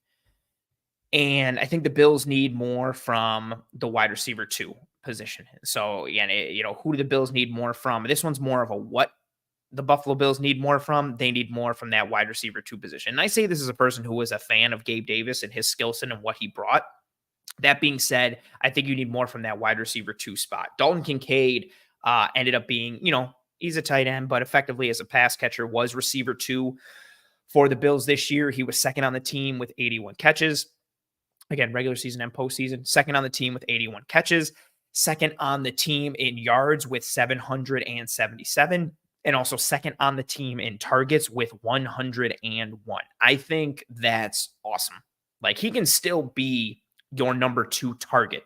And I want to say that and clarify that. Like, when I say they need more from wide receiver 2, I don't necessarily mean they need more from target number two. I literally mean like the number two wide receiver on this team and what they need more from. I think you have a nice, really defined role for Khalil Shakir. I want Khalil Shakir to continue to live in that role. I'm down for giving him the ball more, but Shakir's value as this high leverage, big play, situational killer is absolutely tremendous paired with Diggs and Kincaid. And then if you add a true number two, what you can do with Shakir, moving him around, slot, outside, putting him in motion, screens, mismatches inside, those choice or those option routes, what you can do with Shakir gets very schematically fun when you have a true wide receiver number two. So I don't really want to change Shakir's role schematically too much. Like I want him to continue to live in this 5-catch, 42-yard like role week in and week out, but 4 of those catches went for a first down, or 2 of those catches were a touchdown, where he lives in these high leverage situations. I don't think he needs to be a volume monster. If he is, cool, but his success really coming in these high leverage moments is something that's awesome for this offense. And Dalton Kincaid, again, he was target 2 this past year. I'm fine with that. I am fine if Diggs and Kincaid are 1 and 2 respectively in targets and yards, receptions, however you want to like put that in there. I'm fine with Kincaid being target 2, but wide receiver 2, I think you just need more from. And we've talked about it on the show. We've talked about it in the film room. You need more of that true downfield presence. Someone who can pull coverage, but also win downfield with their speed. Someone who can run away from players just purely because of speed. Someone who can win in their routes in the stem, who can win with deception and route running. I think you need more of a complete wide receiver at that wide receiver 2 spot. I think that opens things up for Stephon Diggs. I think that opens things up for Dalton Kincaid. I think that opens things up for Khalil Shakir. I think it also helps the run game in terms of opening things up from a light box perspective and letting the run game breathe a little bit and having advantageous numbers from an offensive perspective in the box and what you can run and what you can get to, all of those pieces. So this is less of a who the Buffalo Bills need more from in 2024 and more of a what. And that's that wide receiver 2 spot. They need more juice at that position, or something that they can hang their hat on from a skill set standpoint that is more than just the grinded out stuff. Like I like what Gabe Davis did, right? I liked his ability to win downfield from an average depth of target standpoint. I liked his size in the run game and what he was able to do on the play action pieces. But I feel like there were certain aspects where he was lacking that hindered the offense at times. And you could tell the role that they wanted him to play. I don't think at times that was the best role for his skill set, but that's the role they needed in that offense, and thus he was forced to play it. So I don't think this offense necessarily did Gabe a ton of favors at times, and I don't think Gabe did the offense a ton of favors at times. But when it clicked, it was beautiful with what he did.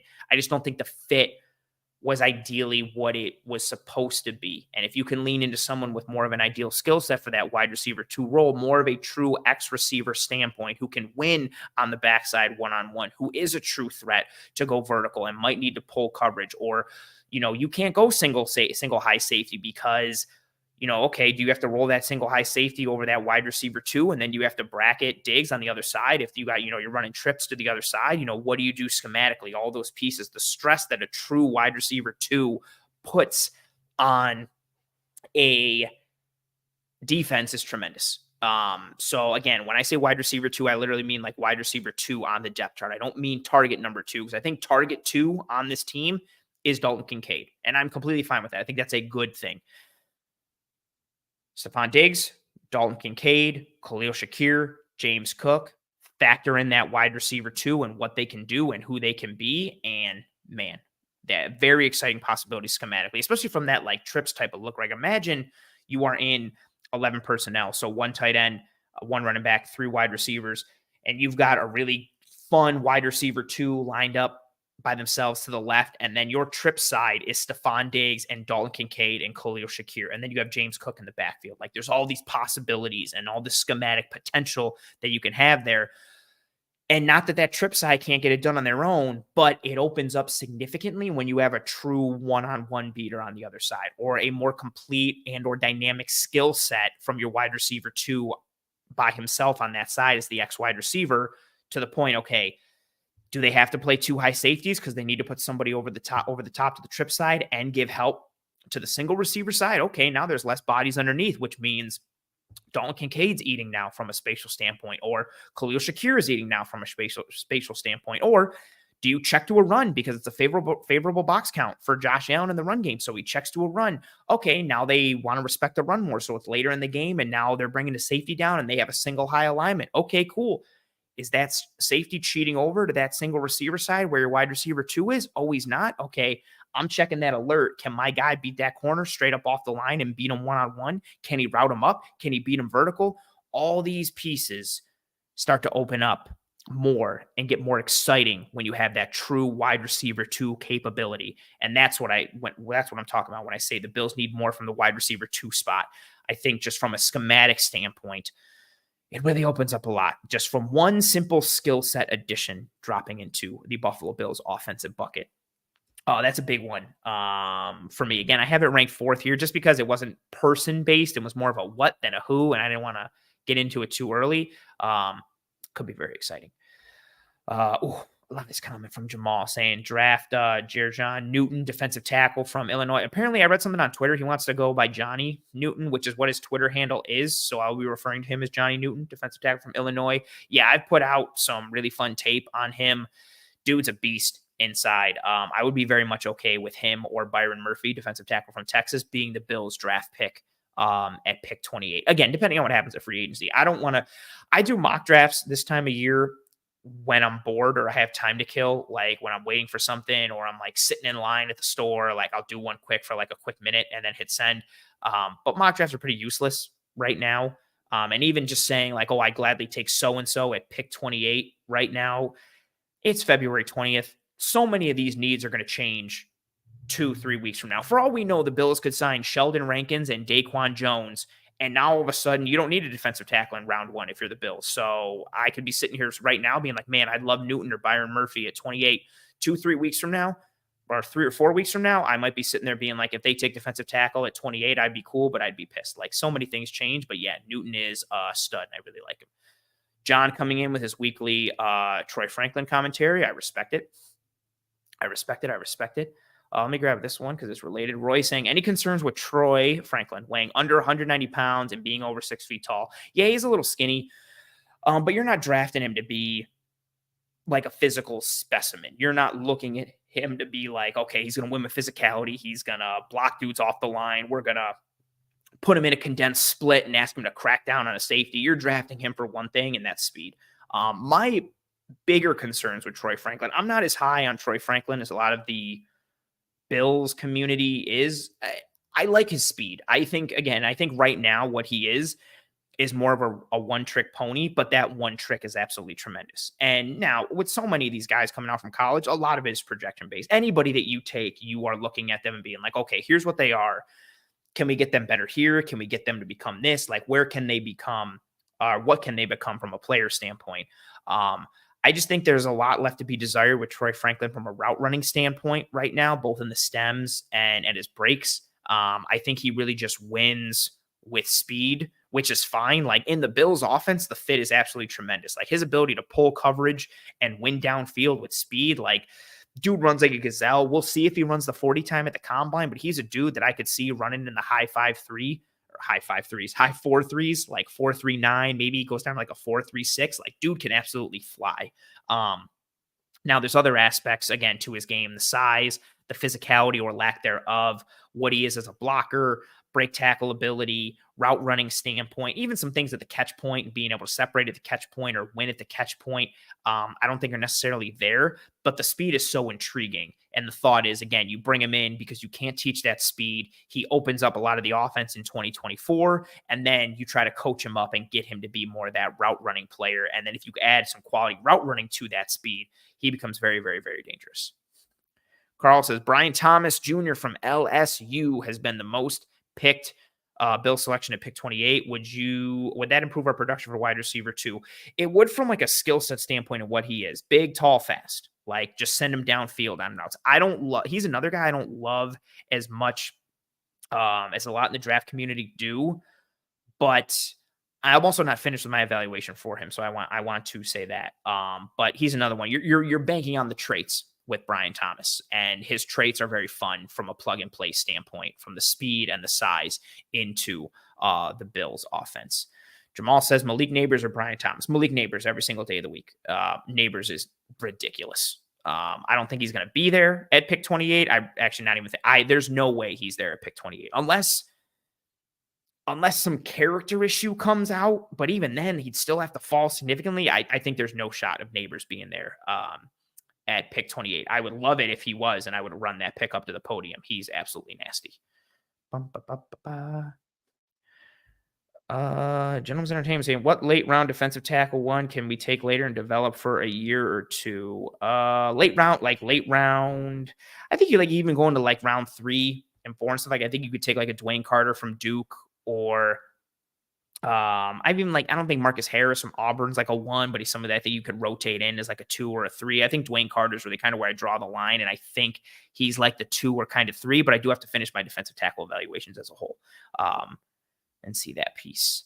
I the moment says if Jalen Polk, I like Jalen Polk more if he's there in round 2, but my favorite is Xavier Legette. Yeah, it's hard to not look at Xavier Legette and not get excited. Dude is fast and big and strong and cut. Looks like a baby AJ Brown. His highlight tape is extremely exciting. I don't love him as much on the actual game tape and the all 22 from a route running standpoint, but he's another one. You're banking on the size and the speed and the athleticism and your ability to coach him up to become more of a complete wide receiver, knowing that he has these raw traits that you cannot teach and you cannot bank in and go in for, or you can't develop. You can't teach size. You can't teach speed. You can make someone a little faster, but you can't make a 4.5 guy become a low 4.4 guy. Oh, John saying Troy's 40 was 4.35. That tracks, and that makes sense. Oh, interesting comment here from Teddy saying, and I love you guys to sometime cover what the positions coaches are really responsible for. I think there are a lot of laymen like me who don't understand their roles beyond yelling at people in practice. I know you guys said they have more of a role in the defense and offense respectively, but I don't know to what degree. Would be really interesting. That's actually a really cool idea. I'm going to bookmark that. Teddy, maybe that's something we get into in the film room, myself and Eric, or maybe something I dive into here on Disguised Coverage, especially.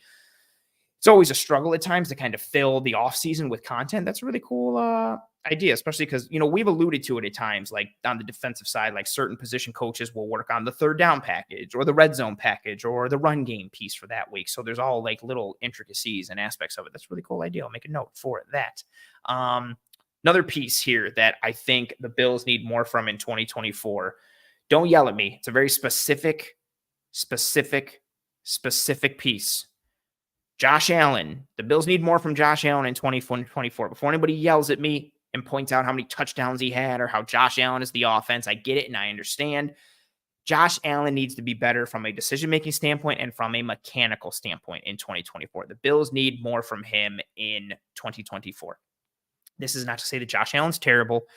And I also want to throw this caveat in there too, because I know anytime you critique Allen for something, especially mechanical or decision-making or things like that, people will readily point out that, yeah, but look how good he is without needing all that stuff. And that's fair and understandable, right? Again, all the touchdowns he put up this year, the plays that he makes, they're tremendous. So me sitting here being he has to get better in these 2 areas, you're sitting there being yeah, but look how good he is without being really good in those areas in 2023. That's fair and that's understandable. But the flip side of that conversation is imagine how much better he'd be if he got better in those areas, if his footwork mechanics were better, if he was better at sliding in the pocket, if he was better with his arm angles and his motion and where his eyes went and getting through the progressions and just little things. Even I know for some people, it was the wrong decision or Ralph going, what? I know.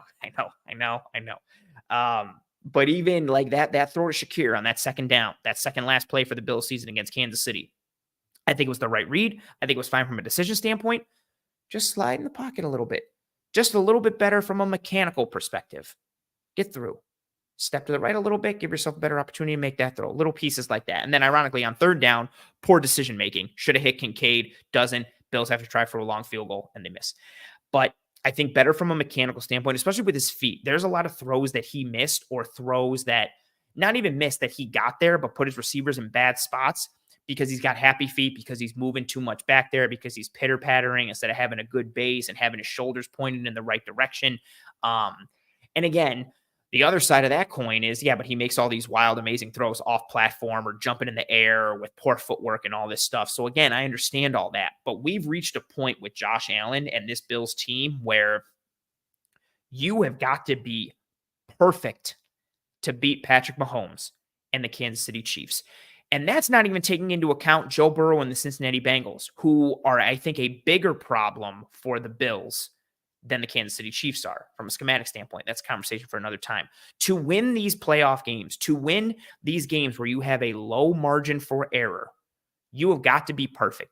You cannot afford to have poor footwork or poor decision making or be poor in those areas. His athleticism and his unicorn nature is not going to go away. He's going to have a cannon. He's going to be big. He's going to have the frame. He's going to have the speed. He's going to have the athleticism. He's going to have the ability to outrun or truck linebackers or outrun or truck defensive backs or stiff arm or outrun defensive linemen. That isn't going to go away. He needs to get better at the quarterbacking nature of the quarterback position. I don't know how much he's been working with Jordan Palmer or with anybody these past several years. He needs to get back to that. He needs to get back into the dungeon and work on his mechanics and work on the quarterback aspect of playing quarterback. He needs to work on all the stuff that Drew Brees was great at, right? The mental side, the footwork side, the mechanic side. He needs to get better with that. That is where Josh Allen needs to improve. Also, just from a long-term standpoint, Josh Allen at some point is going to be that pitcher who used to win in his 20s and late 20s and even early 30s because he could throw 98, 99, or even like 100, 101. And all of a sudden, he's 29 or he's 30 years old, and now he only throws 95 or only throws 94. That two-seam fastball doesn't have the movement like it used to. Okay, do you have a changeup? What other pitches do you have? What other pieces do you have in your arsenal? Can you actually pitch? Instead of being a thrower, can you actually be a pitcher? And I think that's what Josh Allen needs to improve on for 2024. Again, what he's been has been tremendous. Absolutely, absolutely tremendous. He's been in the MVP conversation for multiple years. He's taken the Bills very far, just not far enough. And I think the difference between going very far and not far enough is the decision-making and the mechanics in Josh Allen's game. This is not to say that he's bad or he's a poor performer or anything like that. But in the playoffs, that margin for error is so small, especially against the Chiefs and the Patrick Mahomeses of the world and the Andy Reids and the Steve Spagnuolos. And again, not even taking into account the Bengals being a problem, the Joe Burrows and the Lou Anarumos and those guys who just know how to scheme, right? And they know what to do. You've got to be on point in every way, shape, and form. And it's nice to have the athleticism and the unicorn stuff. I think that's beautiful and that's brilliant and that's great. And he's going to win consistently because of that.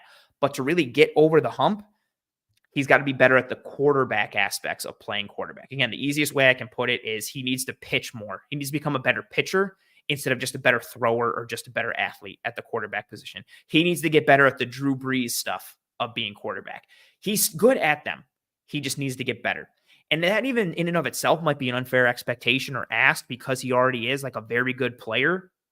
And I do understand the nature of that conversation of, yeah, but look how good he is already.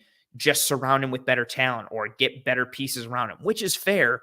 But just think how much better he would be if he was more on point from those aspects.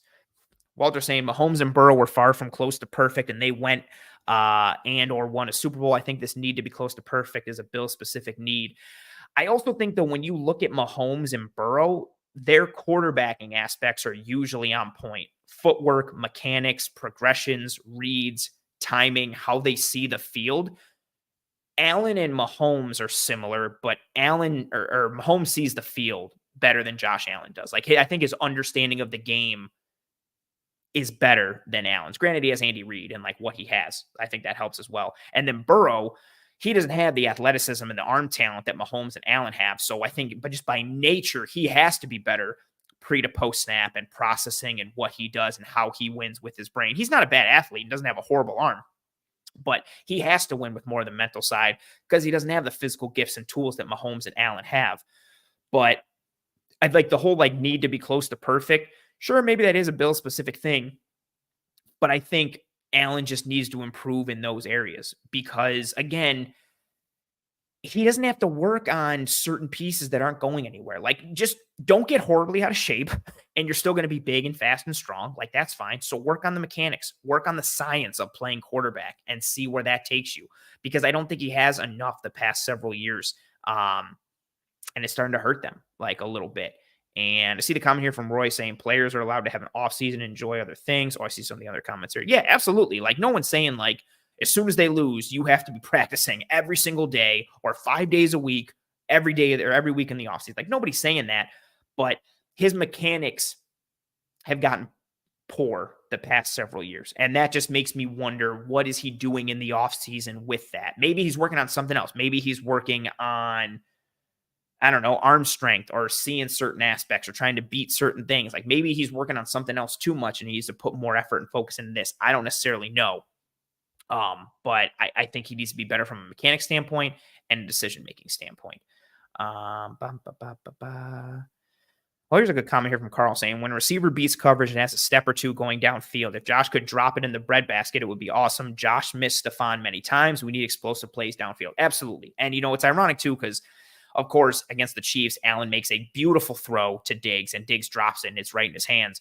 But there was a multitude of times during the year where Diggs is wide open downfield, and Allen just misses him consistently. And a lot of it is just poor mechanics. Some of it is like pressure in his face or him trying to evade or avoid at the last minute. It's not all on Allen, but I do think having more consistency in his mechanics would go a long way towards helping him to win downfield more, like what he was doing in 2020 and 2021 and all those pieces. And the decision-making standpoint as well. We've shown it on this show. We've shown it on the film room. Him just having like basic, like high school varsity lapses in his decision-making of just like, here's a simple 1-2 read. You're reading player A. If player A does this, you go there. If he does that, you go there. And it just being played out for him and him just not pulling the trigger. So decision-making, mechanics has to get better. I saw this Ned coming in and saying, I'm busting with the boys last offseason.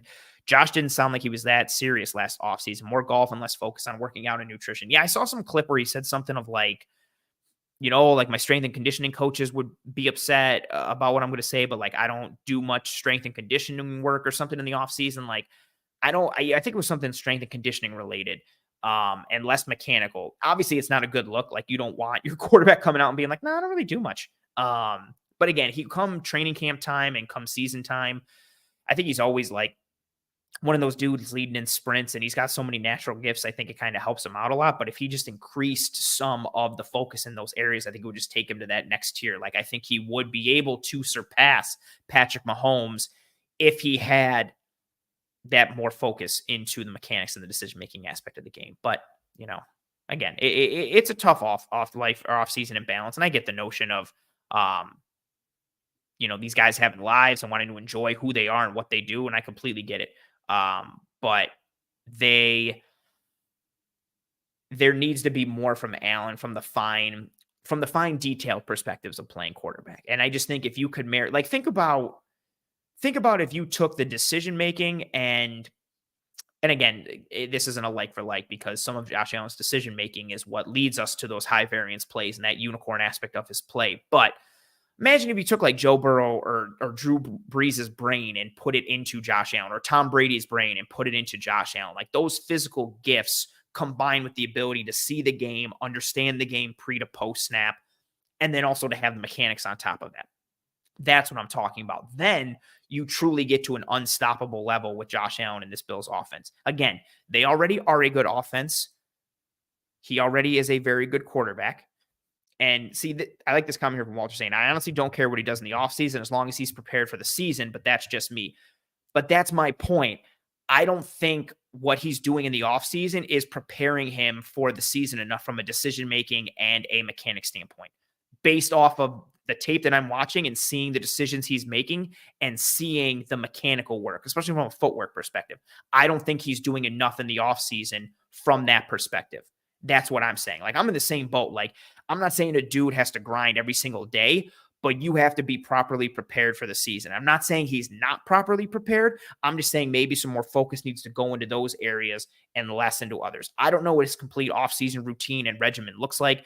I know he's working to some degree at some point.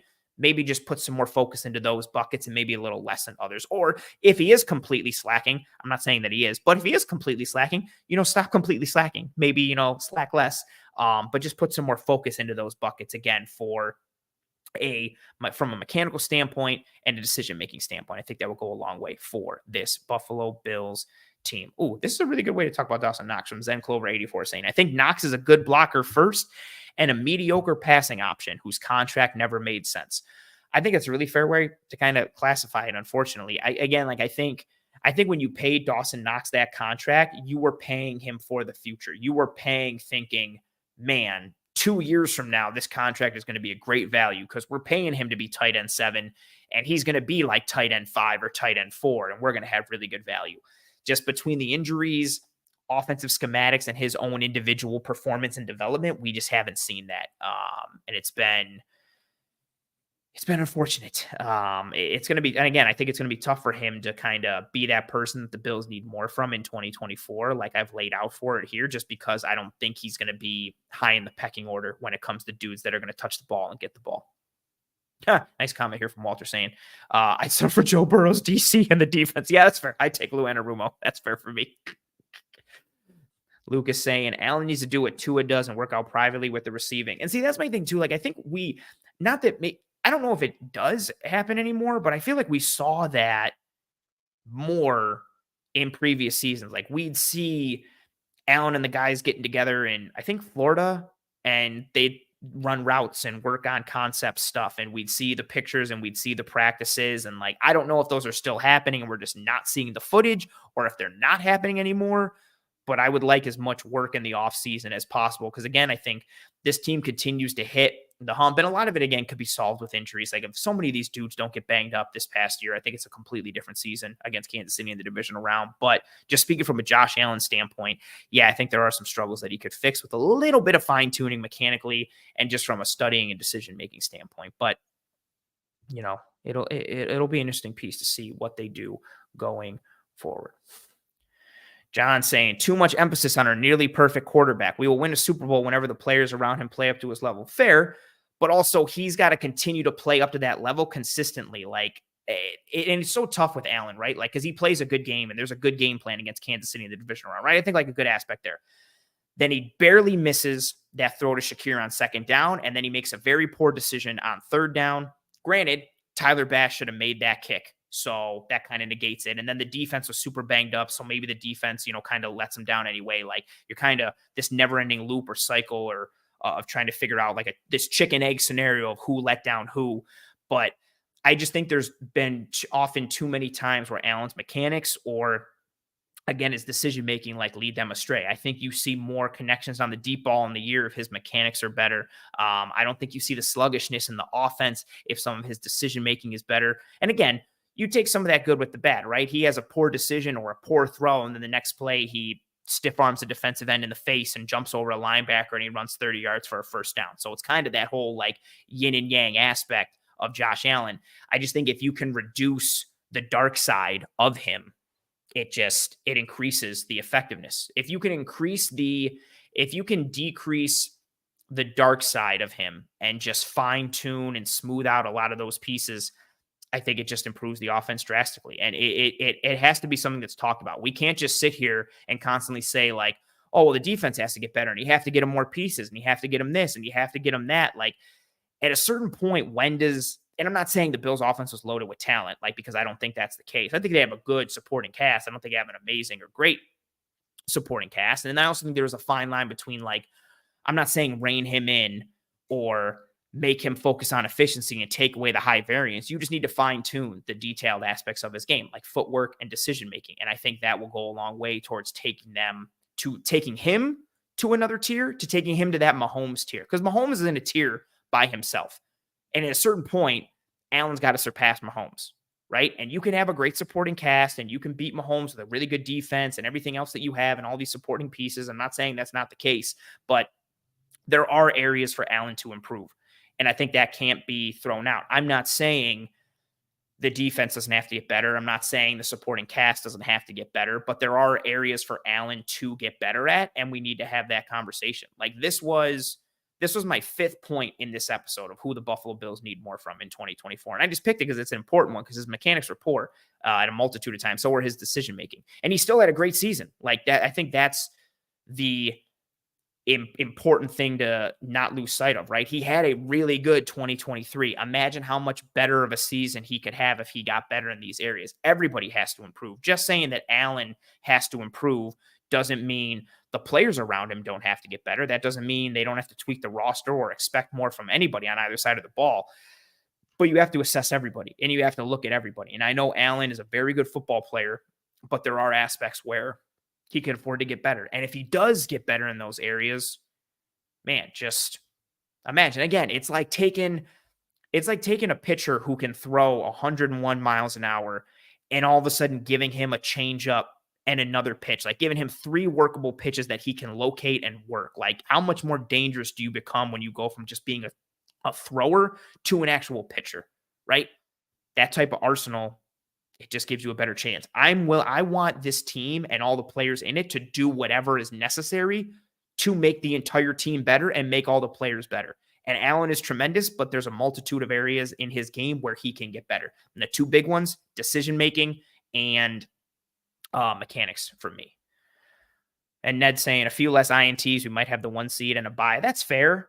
I just don't think you're ever going to be able to the thing in Allen's brain that makes him throw those interceptions is the same thing in his brain that makes him truck defenders and jump over dudes. I just don't think you can eliminate one without impacting the other. So unfortunately, I think that's something that we're going to have to live with. I don't think you can ever completely coach that out of him without coaching the high variance plays out of him potentially along with it, which again, makes him a little destructive in addition to being beautiful at the same time. And again, that's that pendulum swing nature of Josh Allen. Like, he gives and he takes away and just back and forth. And you have to hope that he gives more than he takes away. It's just hard to kind of coach that out of him or work that out of him without also coaching out or working out the explosives or the really, again, high variance positive plays that he brings as well. But we'll see. And I'm going to throw up the banner that says Toodles, folks. I think it's going to do it here on this episode of Disguise Coverage. Before any of you folks leave, please, and thank you. If you have not already, drop a like on this video. If you did enjoy this content, these likes go a long way towards helping myself and the entire team here at Cover One to track and trend in front of more eyes and ears. So if you have not already, please, and thank you, drop a like on this video. If you're listening on one of the podcasting apps or platforms, that's cool. Thank you very much for your listen and or your download. Please rate and review and subscribe to Disguise Coverage on whatever podcasting app or platform you're listening to this show on. If you're here on YouTube, please turn on notifications for this playlist and subscribe to the Cover One channel as a whole. I want to thank everybody very much who rode with me live here on this episode. Again, I know we're in the dead time of the off season, but it's awesome to see all the engagement, the comments, the questions, the thoughts, the concerns, the back and forth with one another. So I appreciate you folks riding with me live here on this episode. All the, the kind words throughout the show, again, the engagement, the good chat, and the conversation. I appreciate you folks more than you sincerely know. If you did not watch this episode live, that's fine. Thank you very much for your post-live view, download, listen, whatever have you. Again, whether you're watching live now on YouTube or watching later, please, and thank you. Drop a like on this video. It goes a long way. Ralph says it here, saying, drop a like. It keeps the tree lights on. That's a perfect way to put it. That's exactly what it does. I like that. Appreciate all the comments, the questions from me, everything that came through. Again, just everybody's presence for being here and the kind words, the good energy and all that kind of stuff. Get yourself some One Pie Pizza. Tell your family and friends and loved ones about how awesome this show is. If you thought the show was terrible, that's fine. Tell your enemies and try and ruin their day with this show. Tune into the Film Room tomorrow night, Wednesday, February 21st, 7 p.m. Eastern. And join myself and Eric as we break down kind of our free agency, our top free agent wish list type of thing with metrics and, more importantly, film. We're going to show you why we want these players, why they fit, why they're attractive, skill set, scheme fit, need, traits, all that kind of stuff. So tune into the Film Room for that.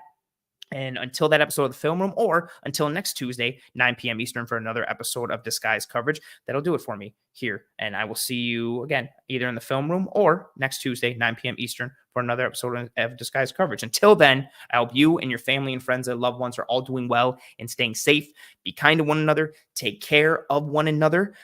Follow me on Twitter at pro__ant. That's pro 2 underscores ANT. I got a whole bunch of free agent work that I've been working on, and draft stuff that I've been working on as well. I'm putting out tweets and clips and stats and metrics every single day and every single week. So if you want more or need more, follow me on Twitter. Also, if there's anything I didn't answer for you here on the show, at me on Twitter, DM me on Twitter, whatever have you. I'm active there, and I get it popping with anything that's needed over in that space. I'll see you in the film room, or I'll see you next week, 9 p.m. Eastern, for another episode of Disguised Coverage. Until then, hope you all do well. Take care of your family and friends and loved ones and all that good stuff. Godspeed. And as always, go Bills.